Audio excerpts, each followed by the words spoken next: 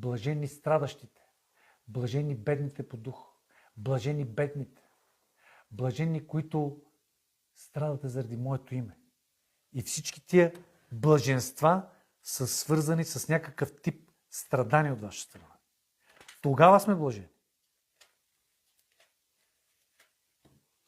Блажени скърбящите, защото те ще се утешат. Блажени кротките, блажени, които гладуват за правдата. Блажени гонените заради правдата. Блажени, когато ви хулят. И Евалия е знаела, че тя ще бъде блажена, когато пострада за Христос, а не когато има всичко.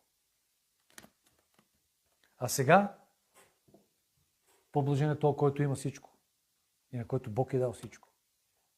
Тази доктрина на фалшивият просперитет ще ги довърши. Ако умивала краката на свети, блаженна ще е тази жена и не я приемай.